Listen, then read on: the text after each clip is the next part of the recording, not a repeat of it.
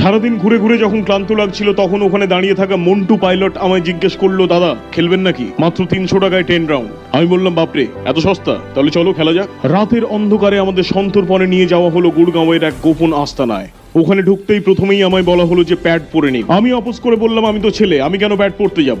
ওরা জানে যে এই প্যাড সেই প্যাড নয় রে হতভাগা। তখন বললাম, ও বুঝেছি, আমি তো অন্য কিছু ভেবেছিলাম। আমি আমার ব্যাটটাকে একটা মারাত্মক রিস্কি পজিশনে রেখে ওদের জিজ্ঞেস করলাম, এই গরমকালে গ্লাভসের সাথে একটা মাংকি ক্যাপও দিয়ে দাও তাহলে, একদম 16 কলা পূর্ণ হয়ে যাক। আমার বাকি দুই সাগরেদকে বাইরে দাঁড় করিয়ে রেখে বললাম, দাঁড়া আগে আমি খেলে আসি। খেলতে নেমে প্রথম বলটা দেখতেই পাইনি, বিশ্বাস করুন, কারণ বহুদিন হয়ে গেছে অন্য বল নিয়ে খেলতে খেলতে এই বল নিয়ে খেলার অভ্যেসটাই হারিয়ে গেছে। অন্য বল বলতে আমি অ্যাকুপ্রেশার বলের কথা বললাম। আপনাদের একটা কথা বলে রাখি যে প্রথমে খেলতে নেমে ওয়ার্ম আপটা খুব জরুরি।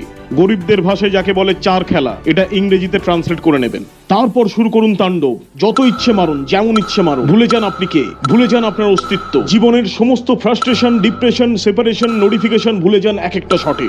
কাল বৈশাখী, সাইক্লোন, টর্নেডো, সুনামি বেনামি হয়ে যাক আপনার কাছে। মনে রাখবেন প্রতিপক্ষ যেন আপনাকে ডমিনেট না করে ফেলতে পারে, তাহলেই আপনার পতন ঘটবে শীঘ্রই। খেলতে খেলতে এক ঘে লাগলে উল্টো দিক থেকে চালান, রিভার্স গিয়ার। যেভাবেই খেলুন, জিততে আপনাকে হবেই। 10 ওভার চালিয়ে খেলার পর আমি প্রতিপক্ষকে অনুরোধ করলাম যে দাঁড়ান, আমি মানুষ, জনিদা নই। জনিদা বলতে এখানে কিডসরা বুঝবে ইংল্যান্ডের ক্রিকেটার জনি বিয়ারস্টো, লেজেন্ডসরা বুঝবে জনি লিভার।